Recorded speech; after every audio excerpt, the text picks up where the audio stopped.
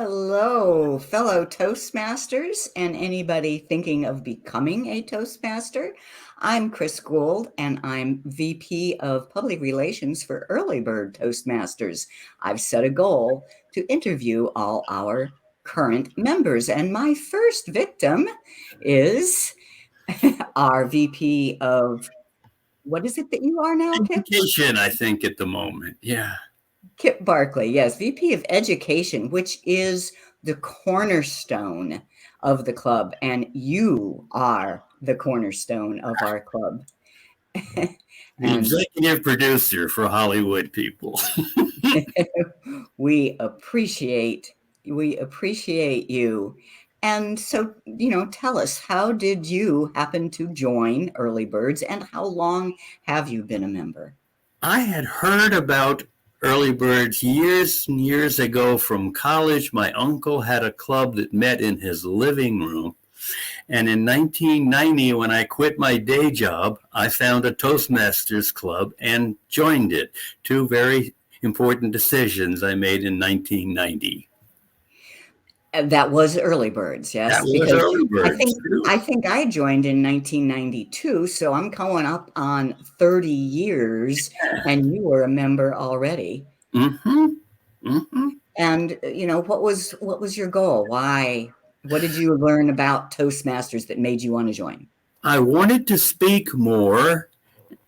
I was briefly thinking, did I want to be one of those touring type speakers? Till I realized I like sleeping in my own bed, which that profession rules out. And then I thought I would write down my speeches and pass them around as great tomes, but written word and spoken word is so different, it's not an easy transition. So Okay. to And join and learn was the deal at the beginning. and how's it going? It's going good. I have no aspirations for climbing the ladders to become Zig Ziglar or anyone like that, if you recall who he is. I'm not looking to climb the contest ladder to international heights. I like the enjoyment of the club I get, and I like helping other people. And to watch someone else grow and blossom is exciting, and Toastmasters can be a life-changing experience. Cool. Yeah, I've seen that too. So, give us some background on yourself. I mean, where did you grow up? What was family like for the childhood Kip? Oh, I grew up in Charlottesville, Virginia, in a world of what they now call privilege. I just thought it was the way it was supposed to be. And I went to private schools and prep schools and off to Rensselaer Polytech for an engineering degree. And that was the world I lived in. And then I went off to Lockheed in California to find myself in California. Never did really connect with Hollywood, but it kept me out of Vietnam too. So that was a plus. Where in California? Burbank, beautiful downtown Burbank. Oh, right by the studios. Right there, I always kind of wondered, if something could happen, but I was much shyer and more inhibited then. It would not have worked. Shy and uninhibited. Yeah, compared to now. So. That does not describe the Kip Barkley I know. Oh, well, we'll have to find No. someone who knew me then. How about high school years? Did you exhibit leadership personality then, or were you on the debate club or anything that would show? No, I avoided athletics by being the football team manager. I carried the water bucket and the money, and in senses, I still do that today for other people. I got to be president of the science club, where we would watch 16-millimeter movies of Sandia Labs in New Mexico making bombs, and that was inspirational. Oh, I see we had two people watching. Anybody watching, if you want to leave a question or a comment for Kip, you're welcome to do so. We will see it.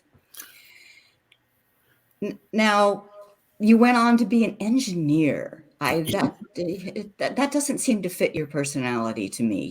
How did that go? Do you really like engineering? I like that. It's problem solving, puzzle solving, and I would do that. And I found myself working on an airplane that chased submarines around, and that was what I did with Lockheed. And that was a really fun gadget. The plane cost 2 million way back when, and the electronics on it cost 4 million. So that'll give you an idea of the ratio. I think the same ratio is true today. Wow. And what was your job while you're on the plane? I was in the project office slinging paper till I went into field service in Patuxent River, Maryland. It's not like it's backward in Pax River, but there was a posse still looking for John Wilkes Booth. My husband Jim, who you know, and Yes. was born at Patuxent River Naval Hospital. How about that? Yes, and when I went to Iceland, I had a whole bunch of friends hanging out at the base with Lockheed, and that was delightful. But that's another adventure. Yeah. Well, and when were you in Iceland? I was in graduate school in the early 70s in Rhode Island, and it was cheaper to go to Europe than pay rent in Rhode Island during the summer. It's a tourist thing. So I rode the research ship, the Guld RV Trident, to Iceland, went to Icelandic rock festivals, drank vodka with my not Tracor, they were the Lockheed friends, and then flew to Oslo and backpacked around from Norway through Northern Europe, Germany, Belgium, France, into England, and came home with worn shoes. How fun. Another similarity with Jim, he lived in Iceland, but I think that was he was a kid, so 1962 or 3 or Yeah, something like that. it's a land of beautiful women and alcoholics. The Vikings brought back only the best for hundreds of years. So back to Toastmasters then. Yes. What, what's your advice for people who are thinking about joining a Toastmasters club? What type of skills do they learn? Well, each club has its own personality, and so you should shop and look at several. But what you're going to probably do is walk in saying, I want to speak better, and then you'll discover that part of speaking is listening, and maybe you'll slide into leadership. And if all the people in the club look so much better than you, it's the club you belong in. Don't be intimidated by other people's talents. You want to steal them and learn them. That is a great advice. Like you want to play tennis with somebody who is a better player than you Right. if you want to improve. Right, not Yes, worse. excellent. Now, we know you as the grand poobah of early bird Toastmasters, but you belong to some other clubs too, right? I'm in two other clubs, one called Beacon Point Advance, meets second and fourth Mondays of the month, and Club Voice meets at noon over at the Herb Skolnick Center, although everybody's on Zoom right now.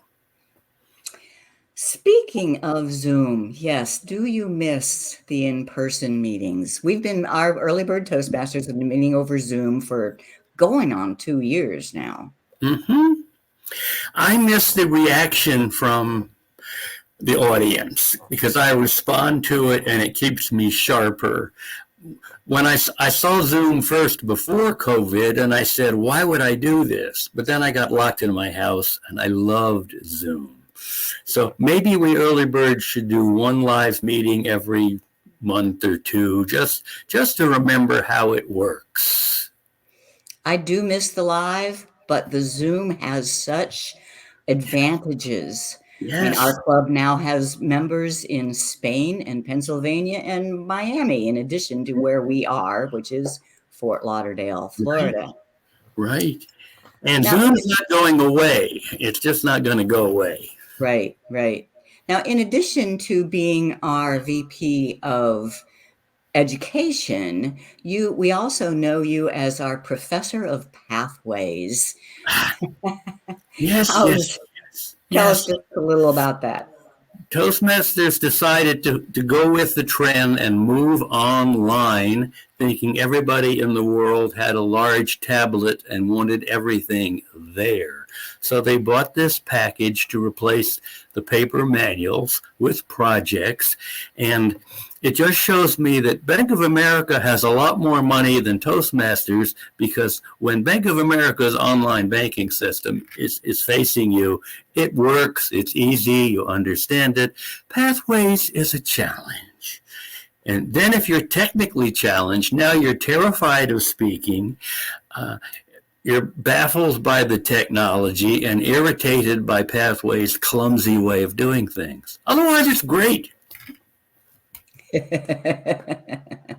Well, we do appreciate you guiding us through it, because that's the only way nowadays that we get those ribbons on our Toastmaster club. So yes, Early Birds has been what is it called? A distinguished club? Distinguished club, that means we've been doing all the right things for a long time. Yeah. President's distinguished.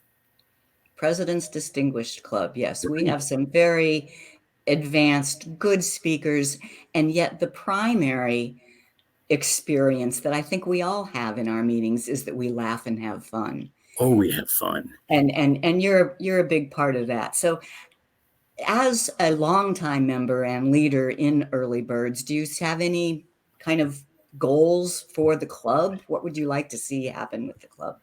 Well, everything is fragile, even our club. I want it to keep going. It's not healthy if I do everything. Other people must have roles that are meaningful, and they should know things that I don't. That's how a successful club works, with 4 or 5 or 6 people that are really into what is going on, and the others can swoop in and pick up the skills. Yeah, well, we sure appreciate you picking up when nobody else has come forward, though. That is great. Well, I'm about done. Is there just any last word that I haven't asked you about that you would like to tell people? Well, let's see. Once you join one Toastmasters club, you can be welcome in all the rest. Everyone in Toastmasters wants to work on their speaking. If you have something to sell, no one in Toastmasters wants to hear about it. But if you're a Toastmaster and interested in your speaking and show up, they may sooner or later listen about what widget are you selling. It's all about relationships. That's how it works. And as you and I and Jim in the background here can attest, 30 years of belonging to a club means the relationships are worthwhile. Worthwhile all over the place. Yes. Well, thanks so much for joining us. I'm excited about doing Thank these you. interviews with Thank you. everybody. Thank you. And that's a wrap. And this has been streaming live on our Facebook page, which is facebook.com/earlybirdtm, I think. And I will be posting it along with all the rest of the interviews that I plan to do on our club's blog, earlybirdtm.blogspot.com. That's a wrap. Thanks for joining us.